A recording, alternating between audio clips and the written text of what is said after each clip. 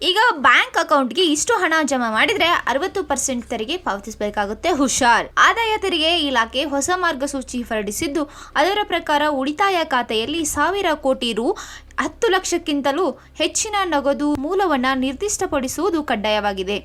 ಪುರಾವೆಗಳನ್ನು ಒದಗಿಸದಿದ್ದರೆ ಇಲಾಖೆ 60% ತೆರಿಗೆ ವಿಧಿಸಬಹುದು. ನೀವು ಉಳಿತಾಯ ಖಾತೆಯನ್ನ ಹೊಂದಿದ್ದರೆ ಈ ಮಾಹಿತಿ ನಿಮಗೆ ಬಹಳ ಮುಖ್ಯ.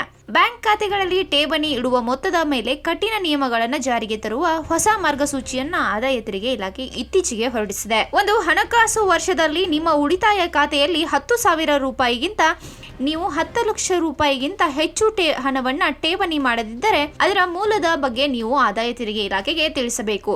ಕಪ್ಪು ಹಣವನ್ನ ನಿಗ್ರಹಿಸುವುದು ಮತ್ತು ತೆರಿಗೆ ವ್ಯವಸ್ಥೆಯನ್ನ ಬಲಪಡಿಸುವುದು ಈ ನಿಯಮದ ಉದ್ದೇಶವಾಗಿದೆ. ಹೊಸ ಮಾರ್ಗಸೂಚಿ ಏನು ಹಾಗಾದ್ರೆ ನೋಡೋಣ ಬನ್ನಿ.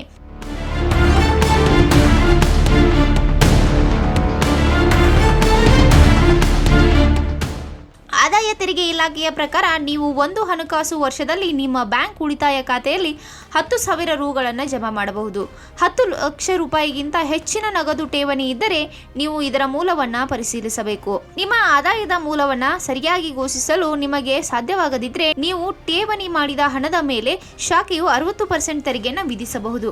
ಕಪ್ಪು ಹಣವನ್ನು ನಿಗ್ರಹಿಸಲು ಮತ್ತು ಅಕ್ರಮ ನಗದು ವಹಿವಾಟುಗಳನ್ನು ನಿಗ್ರಹಿಸಲು ಈ ನಿಯಮವನ್ನು ಜಾರಿಗೆ ತರಲಾಯಿತು. ಉಳಿತಾಯ ಖಾತೆಯಲ್ಲಿ ನಗದು ಠೇವಣಿಯ ಮಿತಿ ಎಷ್ಟಿರಬೇಕು ಅಂದರೆ RBI ನಿಯಮಗಳ ಪ್ರಕಾರ ಒಂದು ಹಣಕಾಸು ವರ್ಷದಲ್ಲಿ ₹10 ಲಕ್ಷ ರೂಪಾಯಿಗಿಂತ ಹೆಚ್ಚಿನ ನಗದು ಠೇವಣಿ ಮಾಡಿದಾಗ ಪ್ಯಾನ್ ಕಾರ್ಡ್ ಮಾಹಿತಿಯನ್ನು ಒದಗಿಸುವುದು ಕಡ್ಡಾಯವಾಗಿದೆ. ಈ ಹಿಂದೆ ಈ ಮಿತಿಯನ್ನು 50,000ಗಳಿಂದ 2.5 ಲಕ್ಷ ರುಗೆ ಹೆಚ್ಚಿಸಲಾಗಿದೆ. ಇದರರ್ಥ ನೀವು ನಿಮ್ಮ ಖಾತೆಯಲ್ಲಿ ಹೆಚ್ಚಿನ ಹಣವನ್ನು ಠೇವಣಿ ಮಾಡಿದರೆ ನೀವು ಪ್ಯಾನ್ ಸಂಖ್ಯೆಯನ್ನು ಒದಗಿಸಬೇಕಾಗುತ್ತದೆ. ಈ ನಿಯಮವು ತೆರಿಗೆ ಅನುಸರಣೆಯನ್ನ ಖಚಿತಪಡಿಸುವುದಲ್ಲದೆ ನಗದು ವಹಿವಾಟಿನಲ್ಲಿ ಪಾರದರ್ಶಕತೆಯನ್ನು ತರುತ್ತದೆ. ತೆರಿಗೆ ಹೊರೆಯಿಂದ ಪಾರಾಗುವುದು ಹೇಗೆ? ಈ ನಿಯಮವನ್ನು ತಪ್ಪಿಸಲು ಸುಲಭವಾದ ಮಾರ್ಗವೆಂದರೆ ನಿಮ್ಮ ಆದಾಯದ ಸರಿಯಾದ ಮೂಲವನ್ನು ಸಲ್ಲಿಸುವುದು ಮತ್ತು ಆದಾಯ ತೆರಿಗೆ ರಿಟರ್ನ್ಸ್ ಸಲ್ಲಿಸುವುದು.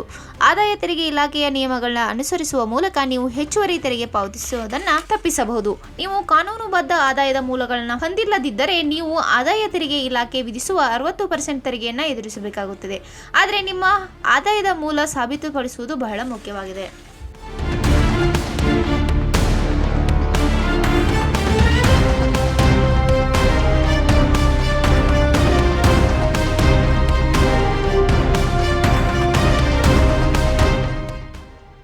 ಕ್ಷಣ ಕ್ಷಣದ ಸುದ್ದಿಗಳಿಗಾಗಿ ಫ್ರೀಡಂ ಟಿವಿ ಸಬ್ಸ್ಕ್ರೈಬ್ ಮಾಡಿ, ಲೈಕ್ ಮಾಡಿ ಹಾಗೂ ಫಾಲೋ ಮಾಡಿ. ಹೊಸ ಸುದ್ದಿಗಳ ನೋಟಿಫಿಕೇಶನ್ಗಾಗಿ ಬೆಲ್ ಐಕಾನ್ ಮೇಲೆ ಕ್ಲಿಕ್ ಮಾಡಿ.